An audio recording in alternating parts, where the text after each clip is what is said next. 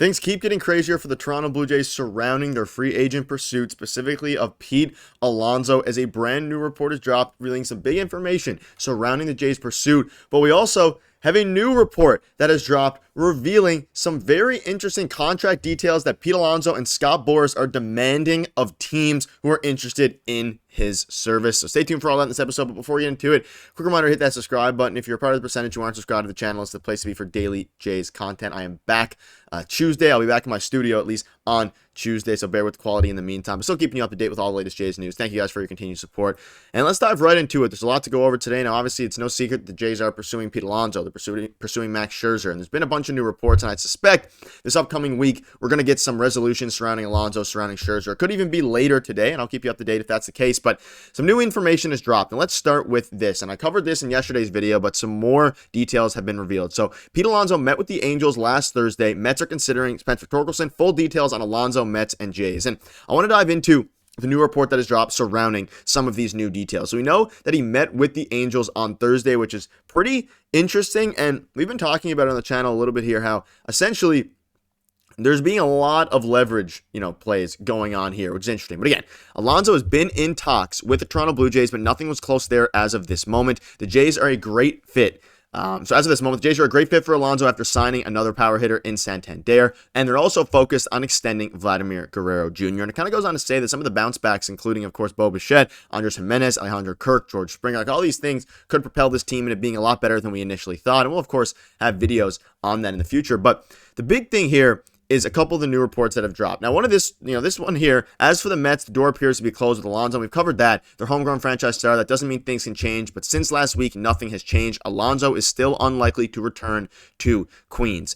And the big new report here surrounding, of course, the Jays, or Alonzo meeting with, of course, the Los Angeles Angels is, like I mentioned briefly in yesterday's video, and we have a new report that dropped here in a minute as well. Things are starting to get a little bit interesting regarding leverage, because it's clear at this point that Pete Alonzo has yet to receive a contract that he wanted. He's yet to receive a contract that equates the amount that he wanted, and also some of the contingencies and interesting details that he wanted, which I'm going to show you in a second.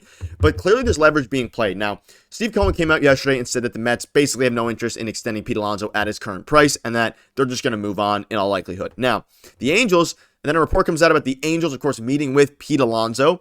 So now, Scott Boras, you'd have to assume if the Mets are out, or at least they're presenting themselves as out, then Pete Alonzo is now going to go to the Angels and say, okay, maybe reports will leak now that he's close to a deal with the Angels. So that puts pressure on Ross Atkins now to match, or to at least adhere to what he is saying. Because at this point, if he's met with the Angels and all these things, I don't know that he wants to be an Angel. I don't think he does. And again, defensively, the Jays look strong. There's no reason that they can't capture a wild card spot. A playoff berth would likely save a number of jobs in the front office, with seats of their baseball leisure group scorching hot at the end of the season. That's another conversation for another day.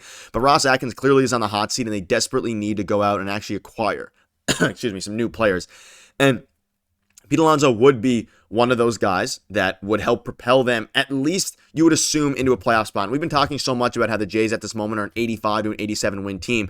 But I also want to go over this report that just dropped 48 minutes ago. So Scott Boras is apparently presenting contract where if Pete Alonzo opts out, the Mets would owe him additional bonus money. Cohen complained specifically about the contract structure on Saturday. And essentially, if you missed my video yesterday, Cohen basically completely called out Pete Alonzo. He completely called out Scott Boras, saying they are doing, they're asking for contracts that are structured in a way that is very deterrent very player friendly, which does make sense. But when it comes to the Mets and even the Jays here, and this is important for the Jays, because if they are going to sign Pete Alonzo, they'll in all likelihood have to be okay with the contract. So essentially the contract is, if Pete Alonzo opts out, the Mets need to, or any team, so we'll use the Jays for this example. So let's say it's a 3-year deal with an opt-out after year 1. Let's say the deal's 3 years, $75 million, and opt-out after year 1, 2, and 3, and he opts out after year 1. And let's say the initial signing bonus was $15 million. Let's say he opts out after year 1, the Jays would have to give another $5 million signing bonus, and then count that towards the CBT and all these different things. So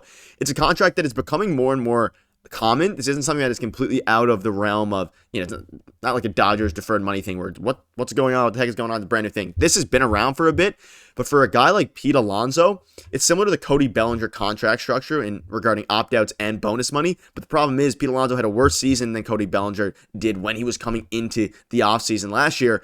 and he's a few years older. He has less defensive versatility, so he's asking for a Cody Bellinger contract. I don't know if anybody is going to give him a Cody Bellinger contract, and I keep talking about how at the moment they're a projected 85 to 87 win team. Now, I covered this.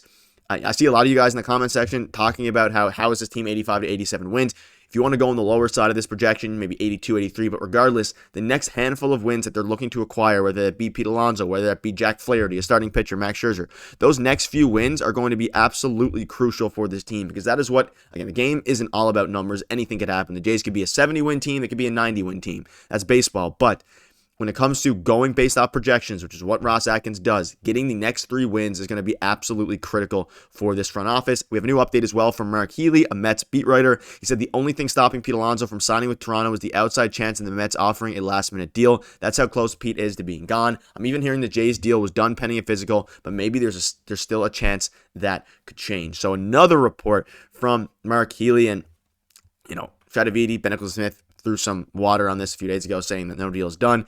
I still ultimately think Pete Alonso will end up being a Toronto Blue Jay. I think that is the way this is going. I think I think that's just the most likely outcome for this, the most likely resolution for this deal here. But at the end of the day, I do think strongly that when it comes to Pete Alonso, he is going to be a Toronto Blue Jay. That being said, again, the Mets seem to be out, but bearing a last-minute offer from the Mets matching this deal, which according to these new reports now are ridiculous contract offers, it now becomes interesting. And one other question I want to pose to you guys as well, I've seen this online and in Jays land and things like that.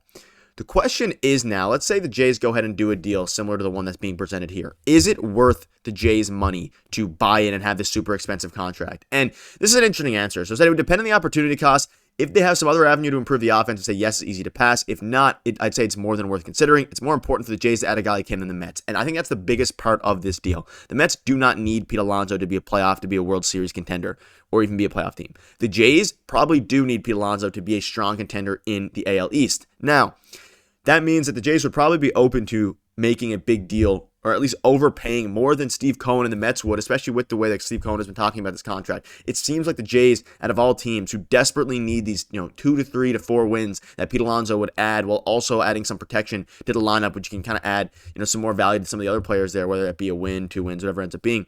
The Jays desperately need Pete Alonso, or at least another way to improve the offense. And if they have some other way to improve the offense via trade, for example, then obviously your need for Pete Alonso to overpay is less. But if you don't have another avenue to improve this team, you absolutely have to go out. You absolutely have to get Pete Alonso, because if you don't, then you're stuck in that 85 to 87 win window, which isn't quite good enough in a very strong AL East team where any team can overperform. We could see the Rays go out and compete for a wild card spot, all these different things.